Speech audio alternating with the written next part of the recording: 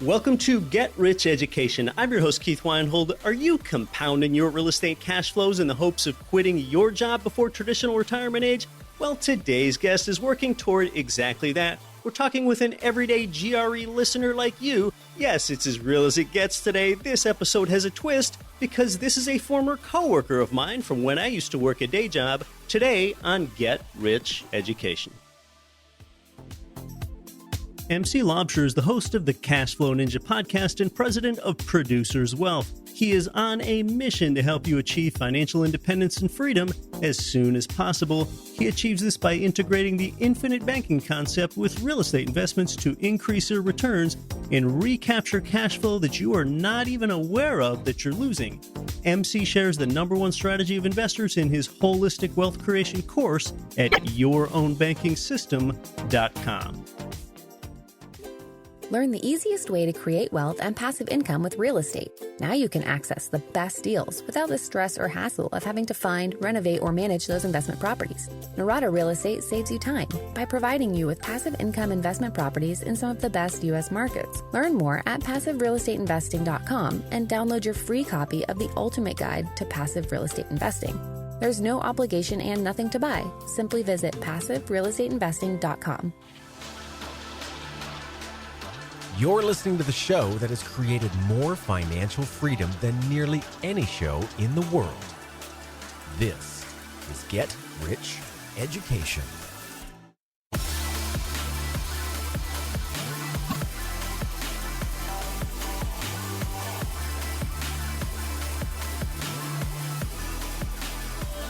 Here it is. Hey, welcome to GRE from the 404 in Atlanta, Georgia to the 213 in Los Angeles, California, and across 188 nations worldwide. I'm Keith Weinhold, and this is that show that's created more financial freedom for busy people just like you than nearly any show in the world. This is Get Rich Education, weekly episode 239. In a way, I'm happy that I worked at a day job before I quit to live off my real estate income, because this way I could relate to how you feel if you're still grinding. Well, all right. It wasn't quite worth all of my grinding just to help give you some slightly better perspective, but in a way, having a day job helps me know how you feel, and that could be dispassionate about whatever you're doing all week. In any case, working for my state's Department of Transportation was the biggest part of my day job past. Whatever you do out there, do good work, but in your heart of hearts, be honest with yourself. Come on, do you feel like there's nothing in this world that you would rather do with that time than how you're grinding this week? You've got to adequately answer that question for yourself and then act on it. Now, I also understand that you might not desire to quit your day job. You just understand that strategic real estate investing will give you better returns and a better quality of life than the retail mutual fund products offered in your employer's retirement plan. That's enough of a motivation right there. Before we launch into today's content, I had a question related to last week's show about how the return from home equity is always zero. And you know, besides zero return, every dollar of equity in your home denies you the opportunity to instead invest those dollars in something that should create a return. Well, you know the best way to keep equity out of your home?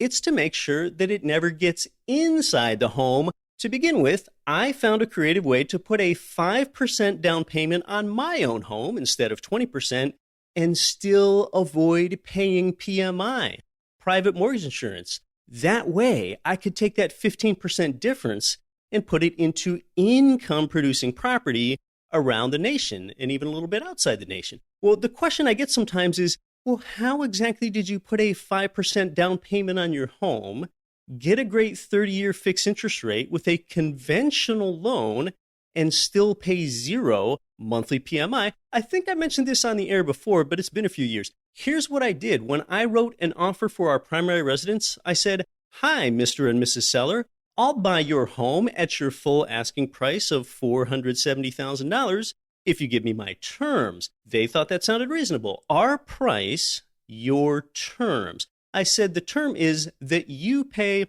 I forget what the exact number was, but it was something like you pay $8,000 of my closing costs.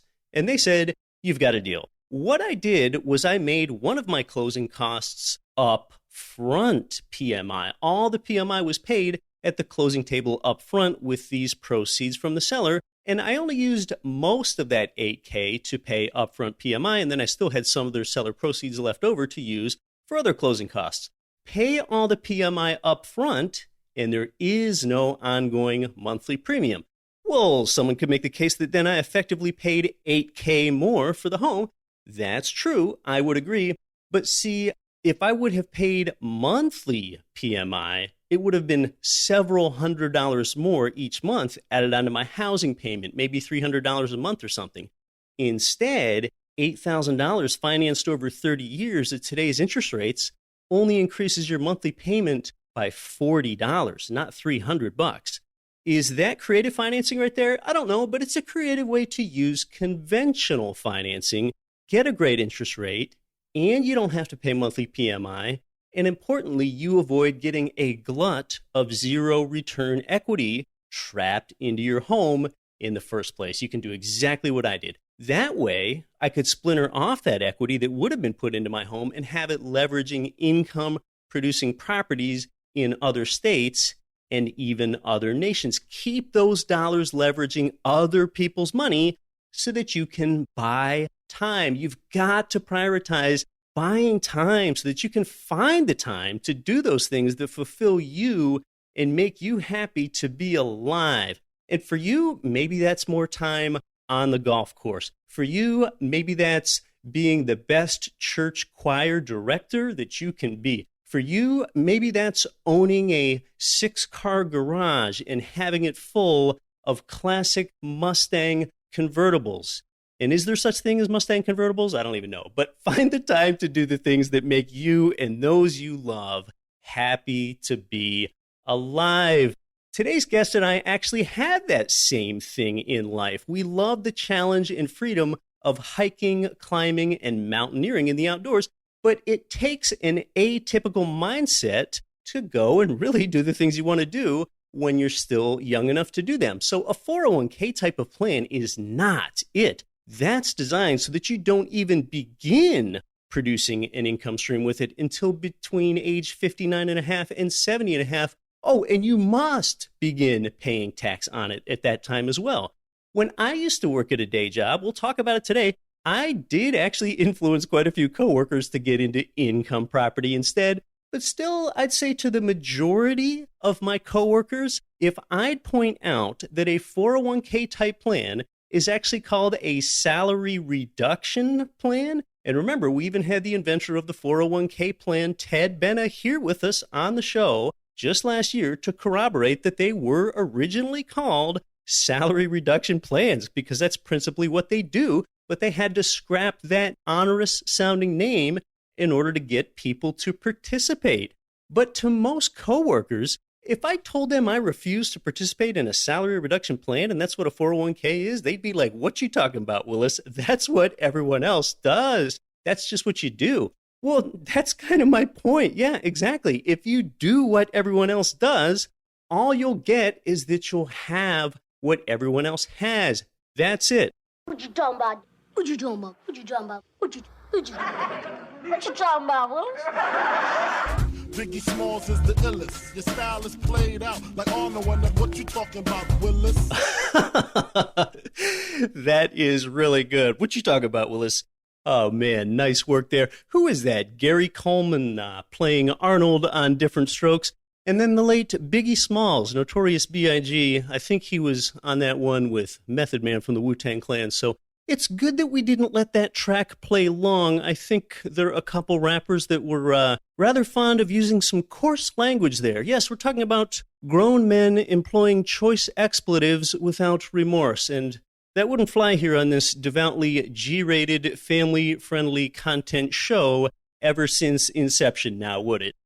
I do that kind of clean lyric show that would have made my late Grandma Weinhold proud here. So enough for our retro pop culture moment, as it might be here. Getting back to building income streams while you're actually young enough to enjoy it.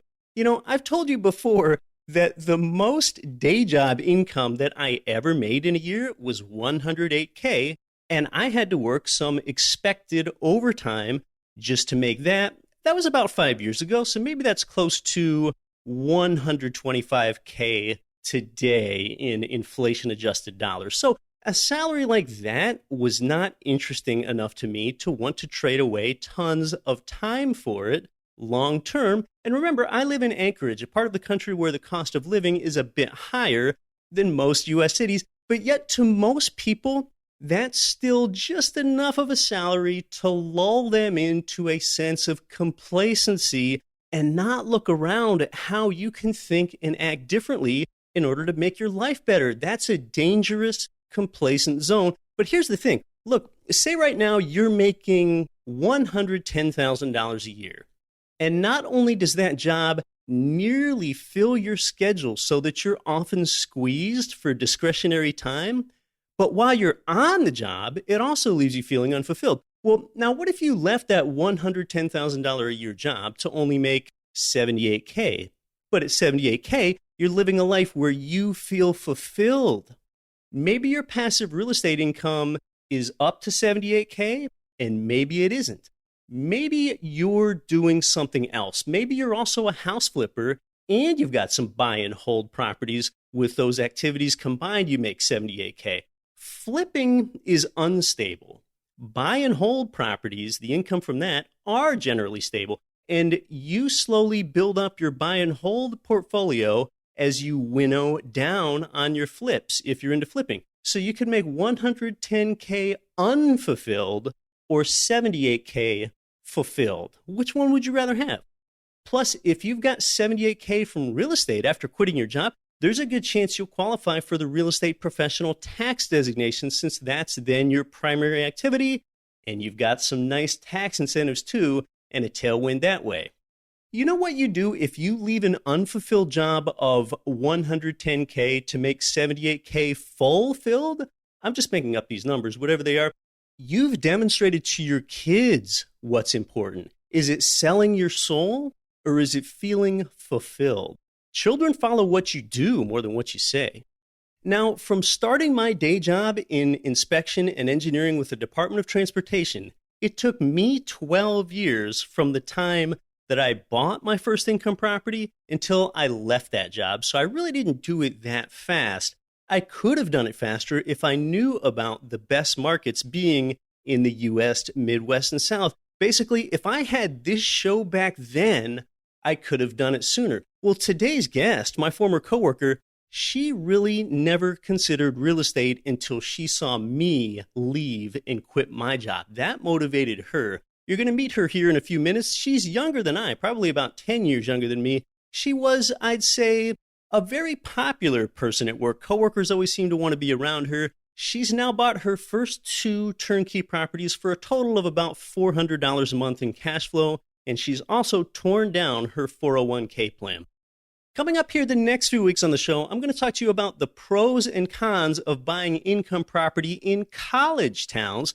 We're also going to chat a bit about Airbnb properties. Do Airbnbs end up being worth it with the higher management cost and hassles, as well as the bed taxes that you might have to pay?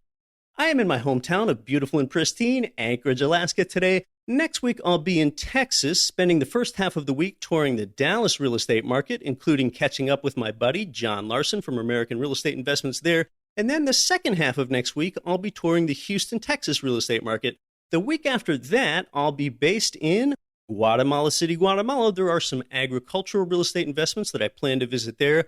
I'm also just going to take a few days to hike some Guatemalan volcanoes or take in whatever other adventures look interesting. And then the following week, I'll spend just a couple days in Portland, Oregon, including visiting with the extraordinary mortgage company Ridge Lending Group. They've got a new first lien HELOC type of product that might really be a benefit to you.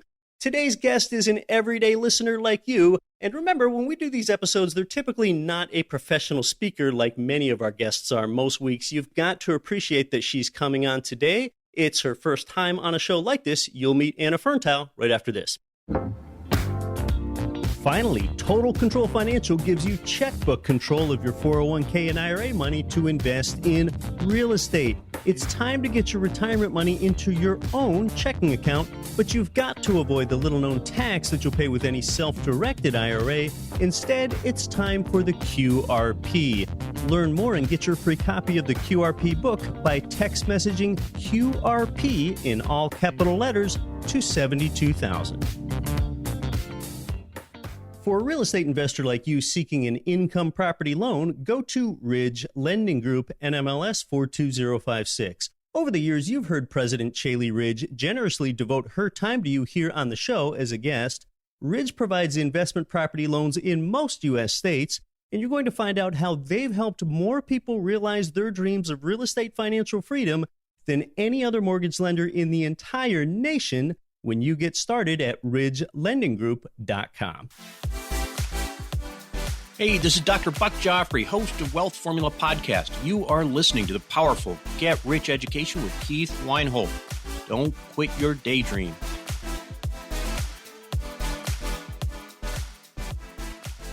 I want to welcome onto the show a Get Rich Education listener, and what makes her special is that she's a former co-worker of mine and still a friend today. We used to work as employees together side by side in kind of adjacent catty-cornered cubicles for the State of Alaska Department of Transportation. And I guess I never quite thought I would say this. It's sort of two worlds colliding here. Welcome to Get Rich Education, Anna Ferntheil. Oh, well, thank you, Keith. It's good to be here. I would like to mention I did take over your cubicle after you left. I really liked that window, and then departed on my own path a little bit less victoriously than you, but following in your footsteps nevertheless. That's right. You were the beneficiary of me quitting. You got my window seat there, so. Oh yes. You got upgraded. And by the way, somehow Ferntheil is the only woman I've ever known in this life of mine whom I've come to call her by her last name. I'm not sure how that ever got started, but Ferntheil, before we discuss real estate investing, just tell us a little about yourself, where you live, what your interests are, and so on. I also live in Anchorage, Alaska. I love Alaska. I always wanted to live here. I moved up here from a roundabout way, Ohio via Alabama, ultimately to Alaska. And I wanted adventure, come up here to seek my fame and fortune, as it were. And I discovered I love mountains, hiking, pretty much everything outdoors. I have a lot of diverse interests, including now real estate investing, that I'm hoping I can use to leverage some of my skills that I am not quite confident I can make money at yet. I guess I got into real estate investing as kind of a way to supplement my income, so hopefully I can pursue things I'm way more passionate about, such as I do woodworking, and I also very into different mountaineering pursuits. You can see how Ferntheil and I have a lot in common with the mountaineering and the outdoor stuff. And you also volunteer for a nearby fire department. Yes, I do, which ties in very well to the mountaineering aspect. We are a small department, and we service about 2,000 local residents, but we sometimes during big events, the town becomes, up to 10,000 people. We cover some of the most dangerous highway in the U.S., and we cover hundreds of miles of backcountry terrain that are very popular among hikers. So, Ferntheil, you have a lot of diverse interests outside of work. So tell us about your current day job. Now, you and I met and actually sat in those adjacent cubicles a few years ago since I left my job. But you left that job at the State of Alaska Department of Transportation just like I did. I left and fell back onto passive real estate income. You left to go have another job with a private company doing similar things to what you did with the state. Tell us about that. My schooling is in civil engineering, and I kind of fell into the materials, geotechnical, the dirt world, as it were. And I spent some time working various construction jobs, like the one I worked with you, Keith. I've also worked as a geotechnical engineer, and I had a great opportunity with a local firm here to expand a lot of my geotechnical knowledge. So I took that opportunity, and it's been a fantastic way to learn a lot about how this world works. Just the physical properties of foundations and things that make a good building, which gives me an interesting insight on a lot of foundation issues or different things people might see when looking at real estate, which kind of ties in nicely there. And it's also given me a fantastic opportunity to venture to many parts of Alaska that a lot of people wouldn't normally see. We have a lot of clients in very remote areas. Last year, I went to Nome, Kotzebue, Shishmaref, and St. Michael, Alaska for some jobs out there. They're all very unique, wonderful little communities out there that I would probably have never seen had it not been for my current job. These are places in far western Alaska that are removed from the road system. So it's definitely pretty adventurous being able to work and do your job in engineering, and then also all the backcountry stuff that you have to do out in the middle of nowhere in the Chugach Mountains with your volunteer fire department work there. So, well, Ferntheil, tell us about, you've been sort of in this employee W-2 work-a-day job, trade your time for dollars mindset like we all came up in, including me. Tell us about what was kind of the turning point to get you to think about other things. I've come to a point in my life where I only have enough kind of mental bandwidth to do so many things at a certain level that I want to do. And if I do something, I want to do it very well. It's like if I'm going to be a volunteer firefighter, first responder, I want to do that to the best of my ability. If I'm going to be a geotechnical engineer, I want to do that to the best of my ability. And I'm always kind of looking for that next thing. And I'm getting to this point in my life where I can only perform at a high level at so many things because I'm getting to that level. And I have been spending a lot of time trying to decide what's the most important to me, and just working a day job and being on someone else's schedule and at the mercy of a client, the mercy of a project, getting called up while I'm out hiking somewhere. Hey, I need you to come in at midnight. Can you come take an asphalt sample? Just really isn't working for me, which kind of kickstarted my pursuit for financial independence. I mean, you first mentioned to me back in 2015 when I bought my single family home, why don't you get a fourplex? Right. Now, this is when you were looking to buy your first ever home of any kind. Yes. And, financially, it sounded great buying a fourplex and made a lot of sense. I also realized I don't want to landlord people. I've done a little bit of management and I don't particularly enjoy managing people. And I can only imagine managing tenants after hearing some of the horror stories. Dealing with tenants can make you lose faith in humanity. That's what I always say. I was pretty sure the benefits would not be worth the cost. So I ended up buying a single family home, which for most of my ownership, I have split costs with a roommate, or also renting rooms through Airbnb to kind of help ease the cost of it. However, the more I listen to your podcast, the more I just hate making that mortgage payment every month. I suggested back in 2015, maybe you should look into making your first home a fourplex building, because I know that the numbers work in Anchorage, Alaska for fourplexes. They don't work everywhere. So Anchorage, Alaska is a place where you can get that 1% rent to price ratio once you have economies of scale big enough for a fourplex. Those really don't work for a single family home or a duplex in Anchorage, but you can in Anchorage just roughly get a $500,000 fourplex, which would bring in $5,000 of monthly rent income, because that's how I started out. So it's very easy for me to suggest to someone else, hey, you ought to consider doing this. But if someone does not want to start out with a fourplex, I can't call them wrong, because with the FHA 3.5% down program, you need to live in one of the units for at least 12 months. And that means you've got to deal with tenants. So you are putting a dent in your lifestyle, and that's a decision that's not right for everybody. There's just nothing wrong with that. But I want to make people aware of it. And I actually did that with a number of our coworkers. Yes, I've noticed that there's a trend amongst many of our coworkers that they own a threeplex, fourplex, what have you there. Yeah, that's right. I got everyone buying these fourplexes as their first home that I work with, I guess because I talk so passionately about that. So I think you've cited before, Ferntheil, I know outside of our chat here that you've said that I've been kind of influential in your real estate investing past. Kind of tell us more about how you learned more and how you began to think differently. I mean, sitting a cubicle a few feet away from you, I heard a lot about real estate investing. I mean, I was introducing you to my mountaineering idols, such as like Conrad Anker. Well, you were introducing me to your investing idols, such as Robert Kiyosaki. And, I'm like, Robert Kiyosaki, who's that guy? Right. Well, now I know who that guy is. And I occasionally drop his name as well, when I'm talking to people. Like, hey, you should read this book. It lays out a new way of thinking about money very clearly, and it just kind of makes sense. Just check it out. And I suggest they read Rich Dad, Poor Dad by Robert Kiyosaki. And, I didn't really buy into the whole thing, though, until you finally just left your job. And I was like, wow, this Keith just actually did this thing I'd love to do someday. Maybe I should really start looking into this. And then I kind of went a little bit crazy with the whole investing thing. And I decided I was going to sell my house, buy a fourplex, buy turnkey properties, do everything all at once. I found a realtor that specializes in investment properties. I talked to him. I was ready to put my house on the market and get going with everything. And I realized I was getting really, really stressed out about the whole thing. And I ended up realizing that, like, I did not want to be a landlord. I did not want to move. I did not want to downgrade my lifestyle and live in a fourplex. It was all in with the nature of my job just being gone a lot. It's like it was all way more than I really realized I wanted to deal with.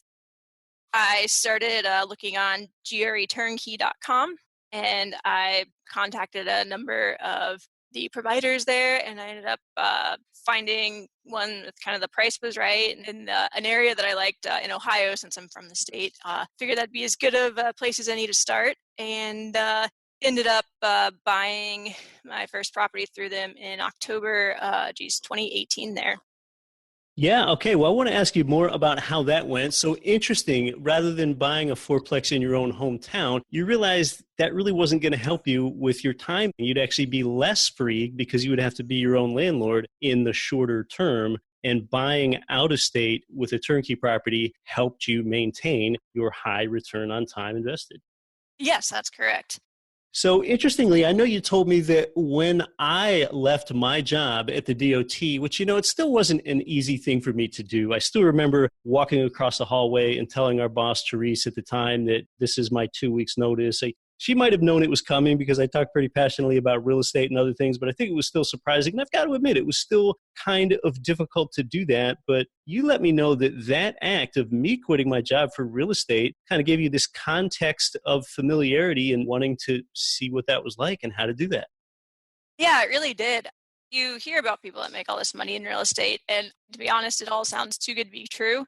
And, even when I'm talking to friends about real estate investing, it's like, oh, I bought this property, and they're kind of like, okay, that sounds really risky. Here are all these things that could happen, and you don't think you're actually going to, make a bunch of money off this.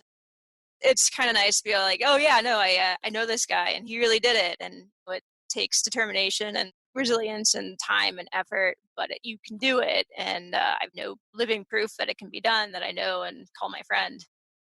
Yeah, and I did it for the freedom. Now, I was employed with the DOT prior to 2006, so therefore, when I quit my job, I walked away from pension benefits. If one was hired in 2006 or later, which I think you were, you didn't have the pension benefit. You have a 401k type of plan at the DOT. So when I quit, I left the pension. You had a 401k, and you're trying to get that 401k to go ahead and use to purchase investment property with. Tell us about that. As you mentioned, the state changed their benefit system when I came on board a little bit after you. And so I just had a 401k, and the state very generously matched half of it, which is fantastic. And I think after 5 years, you get to keep the full matching state amount. And I was at over 5 years of service with the state. I left my job and got a new 401k with my new job, and I'm now actually not putting any money into that. Yeah, so I had this money sitting there, and I'd actually been, as I mentioned, calling around with different turnkey providers on GREturnkey.com, and I'd stumble across John Larson and the American Real Estate Investors, and I guess I'd ended up on like a calling list, and I got a call from them, and they're like, oh, we just want to chat about some options. And I'm like, cool, I have no money to start with. What can I do? And the lady I talked with has actually mentioned, she's like, well, do you have a retirement? I'm like, yeah, and I actually just now have access to do whatever I want with it. So she suggested rolling it into a self-directed IRA, which I did a bit of research on. It seemed like a great idea at the time. It's invest your money however you want it. It's easy, and you can invest in properties that's title in your name and all these great things. So I did that, and I got in on one of their private equity funding raises with using my self-directed IRA, which was all fantastic. Just to clarify, this is with American Real Estate Investments and their private money lending program, where you're really on the debt side of a real estate transaction rather than being on the equity side. Yeah, and I realized if I put in a certain amount of money, I'd essentially, with the payments, the monthly payments, I'd essentially be replacing the amount that I was putting in out of my own paycheck every month. I just put my money into their private money lending program, and all of a sudden, all this money that was coming out of my paycheck and into my retirement was just coming out of the private money lending program and going back into my account. which was pretty exciting for me, which was great for a bit. And then I contacted Darren Doyle with the Agronostos group and was really excited about finally being able to purchase, some of the cacao and coffee bean parcels because I heard him on an earlier Get Rich Education podcast, and I thought that was a fantastic idea. I'm like, cool, I finally have this money that I can use to invest in this. And I just hit roadblock after roadblock. And I'm like, why is this a problem? It's land titled in my name. Like you said, I can invest in. So I had the self-directed IRA custodian speaking with Darren, and it kind of went from, okay, well, we can kind of do this workaround to, yeah, that's not looking likely to, yeah, just say you can't do it. And I asked them why I couldn't do it, and I didn't really get a good answer other than, oh, we've seen this kind of thing and it doesn't really meet our criteria. And I'm like, what, the criteria to have real estate titled in your name, property titled in your name? And I was talking to Darren, and he mentioned switching to an EQRP, and I was hesitant to do that because I had just moved my money 6 months ago. And so we're talking about basically taking your 401k money, rather than putting it into a self-directed IRA, putting it into a QRP, a qualified retirement plan, with the intent to make real estate investment with it, including these coffee and cacao cash flowing agricultural farming investments that you're talking about. Yeah, that's correct. So at this point, my money is in a self-directed IRA already. And so I ended up giving Total Control Financial a call at your recommendation and at Darren's recommendation. And I chatted with Damien for a little bit. Damien Lupo with Total Control Financial that offers the QRP. Yes. And I asked him, I'm like, all right, this all sounds amazing. What's the catch? And he's pretty much like, well, the catch is it's all in your hands. If you can't manage your money responsibly, you're going to lose it.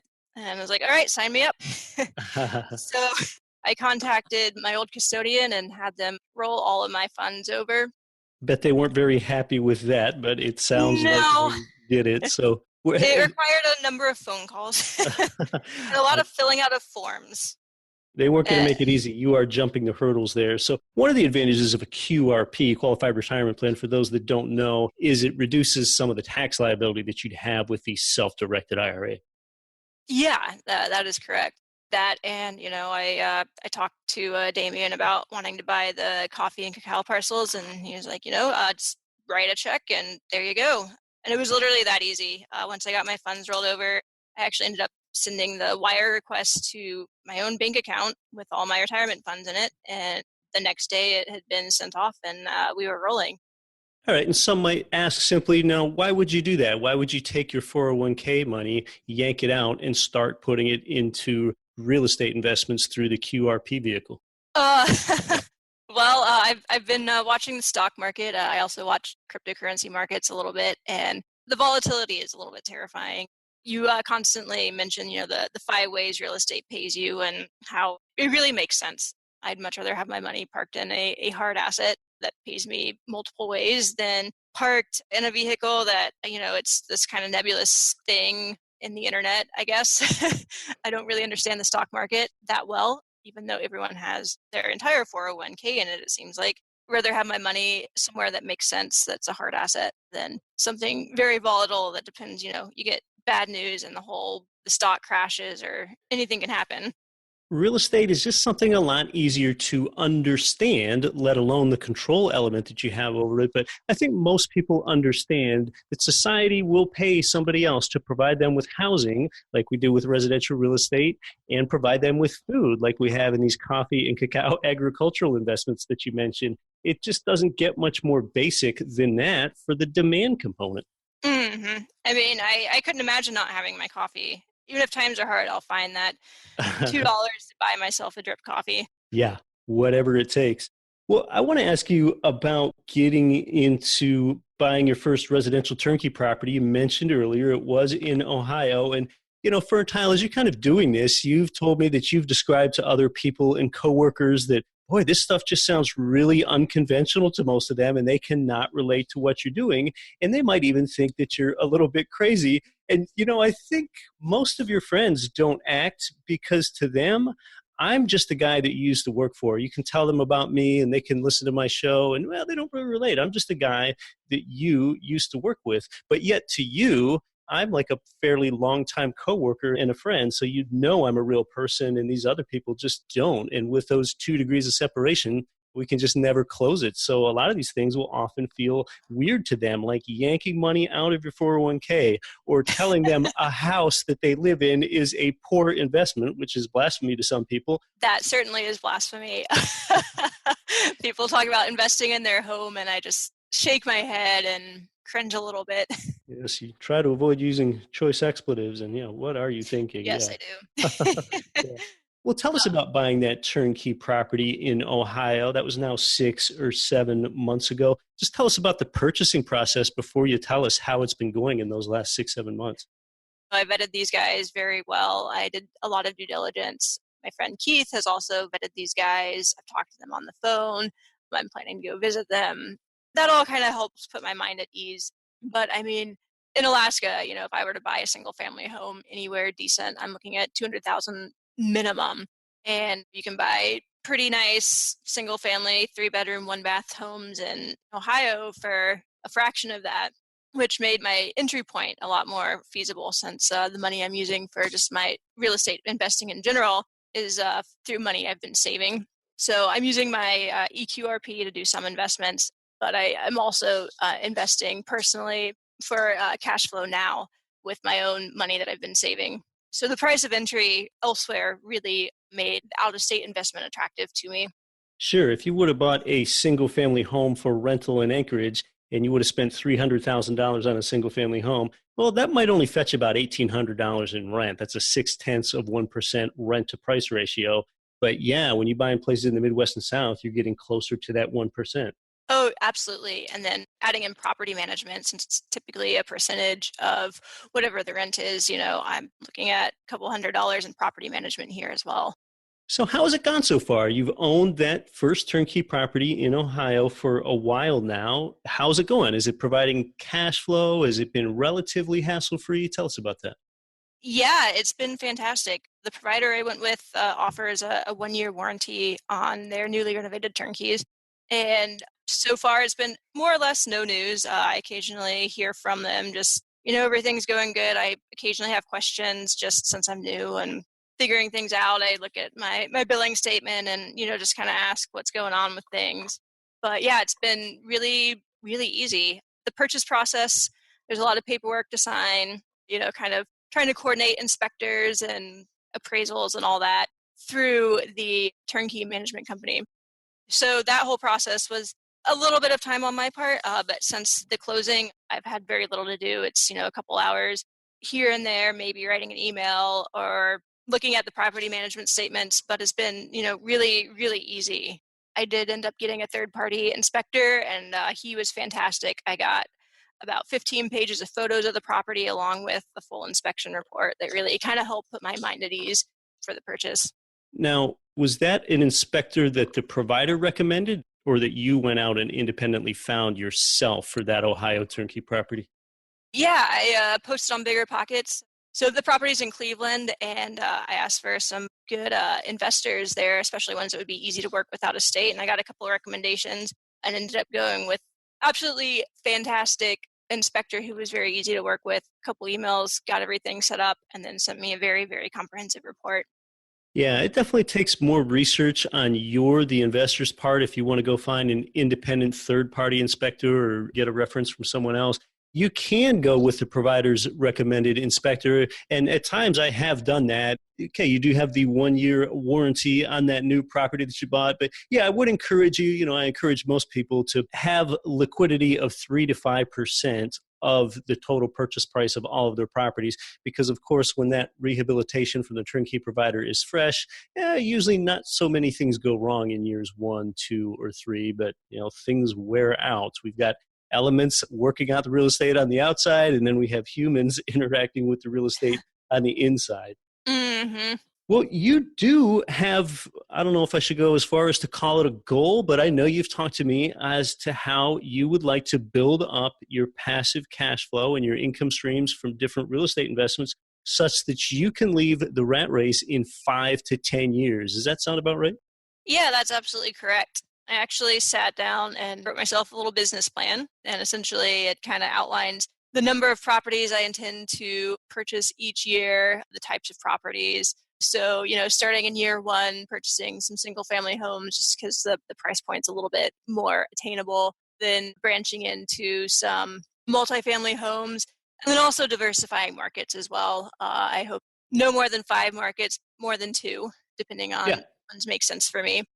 That sounds about right. I think a person can be in too many markets and then things are inefficient and they're getting 8 property management statements sent to them monthly from 8 different markets. But if you're only in 1 or 2 markets, then you're not very well diversified. So 3, 4, maybe 5, that's a pretty good balance of efficiency and diversification, and not having a lot of your time taking up with managing your asset, not managing your property, but managing your asset over top of your property managers. So, well, really, what do you think the key is to all this, Ferntheil? I know you mentioned before about being around like-minded people and how that's really helped cultivate your abundance mindset and bring you growth. So just talk to us about the importance of being around like-minded people to make you do something that's not normal.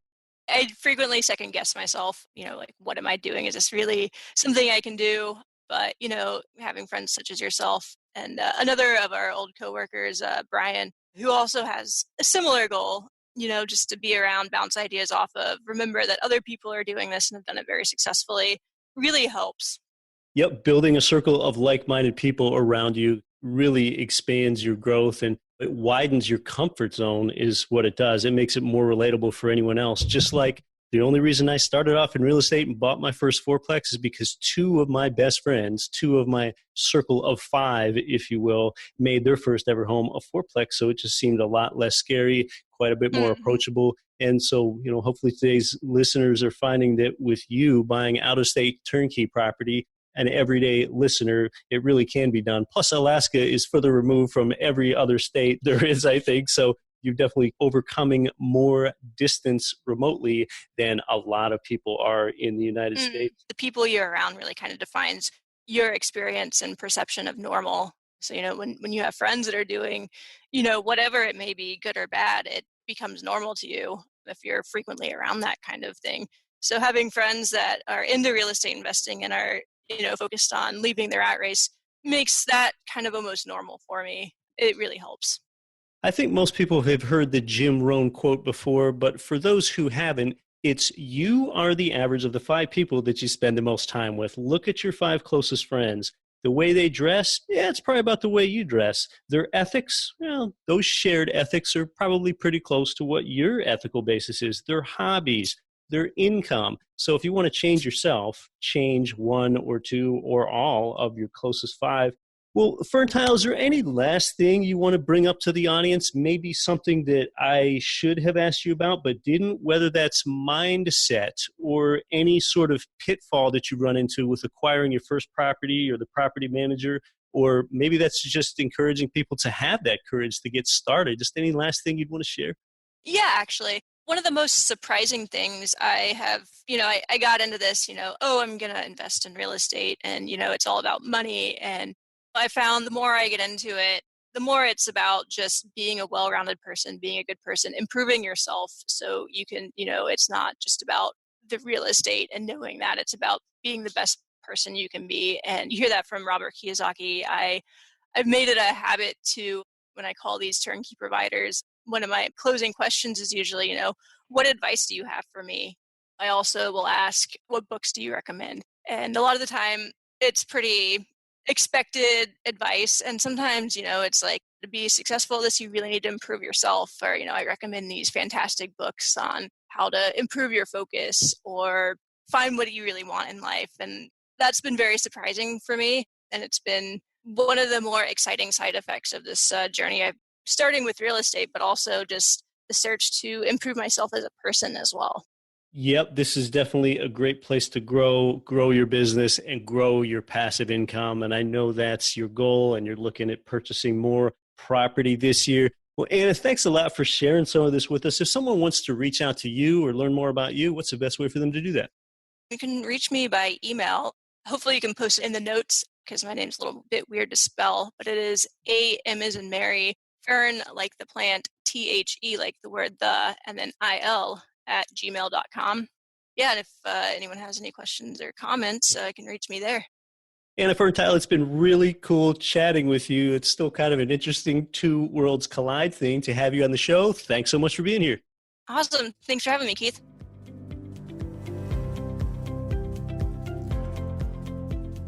Yeah, great stuff from Ferntheil. That's about as real as it gets. She hasn't had any problems, however, on her properties yet, just 6 or 7 months into it with these 2 single-family rentals in Ohio. But we all know in real estate, it's not if you'll have problems, it's when. Whether it's a substantial plumbing issue or shingles blowing off in a windstorm or a million other things. Real estate is definitely a long-term game. You will encounter problems. Yes, so when I walked away from my day job, I left a union-protected, stable state government job. Very few people leave that situation. I walked away from a pension. That pension is supposedly a guaranteed income stream. Why would I leave? Well, the short story is that the pension income isn't supposed to flow until you're old. So what's the point? That is not very aspirational. Some people might say I had job security that I left behind, but think about it. Security is the opposite of freedom. Just look at the top penitentiaries. They're called maximum security prisons, aren't they? Security is the opposite of freedom. Not to say working at my job was like prison. It was actually quite good as far as jobs go. But look, my point is we all want freedom. Whether I've met you yet or not, I know that you want freedom, whatever that means to you, because no one that I've met has ever told me, like, no, I don't want to be able to do what I want to do whenever I want to do it. I don't want that kind of freedom. That's awful. I've never heard that in my life. I think all 7.7 billion people here on this earth want to be able to have the autonomy to live life on their own terms as best they can, whatever that means to them. Some people would rather have great vacations. Some would rather have fancy cars. Some would just rather have some open time and space to think or time to form great relationships. That's all different. But no one disagrees with the concept of yearning for freedom. While it's often an unintended outcome for people, you know what? The pursuit of stability and security will almost always lead to a life of mediocrity. I'll tell you right now, if you seek freedom, you don't need to apologize for evolving beyond someone else's comfort zone that surrounds you. Always find time to do the things that make you feel happy to be alive. I mean, why would you ever design your life in any other way? If you do desire to quit your job, it is just an amazing feeling a few weeks after quitting to realize that all of that workaday job stuff has forever slid off your plate, and now you can fill your plate how you want to.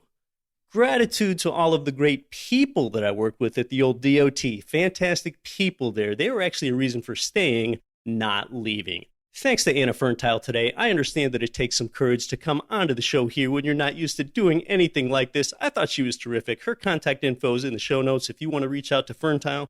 She's finding her properties through our providers at GREturnkey.com. So download an investor report there in a market that resonates with you and connect with the income property provider that way. She started out buying in Ohio. In fact, last year I focused a lot of my own investor activity in Florida. This year I'm still in Florida, and I'm also looking more at Ohio. In fact, I'll be visiting Ohio late this summer or into fall. Dayton, Ohio is one market of particular interest. Dayton has an MSA population of over 500,000 people, but Dayton gets somewhat overshadowed since they're right in between better-known Cincinnati and Columbus. Dayton was named one of the top 100 places to live by U.S. News and World Report. In Dayton, the rent-to-price ratios still exceed 1%. Typical single-family rents there are $950 and purchase prices around $90,000. And they've got single-family homes up to fourplexes. If you want to get a jump on that before properties hit the open market, download a report and connect with a provider directly at getricheducation.com/Dayton. Inspiration alone from me or Ferntheil on an episode like this doesn't actually do you any good. You've got to act. You can get started at our newest provider at getricheducation.com/Dayton. Until next week, when I'll be back to help you build your wealth, though you might quit your day job, don't quit your daydream. Nothing on this show should be considered specific, personal, or professional advice. Please consult an appropriate tax, legal, real estate, financial, or business professional for individualized advice. Opinions of guests are their own. Information is not guaranteed. All investment strategies have the potential for profit or loss. The host is operating on behalf of Get Rich Education, LLC exclusively. Countless investors get killed on their long-term maintenance costs in the rental property portfolio, but that's far less likely when you buy brand new construction. Let me tell you about my friends at JWB Real Estate Capital in Jacksonville, Florida. They pioneered the build-to-rent model that allows clients like you to invest in new construction, turnkey rental property. That's why JWB has been featured on the front page of the Wall Street Journal and other national media. If you want new construction rental properties in your portfolio, talk to JWB. Give them a call at 904-677-6777 or visit them at newconstructionturnkey.com.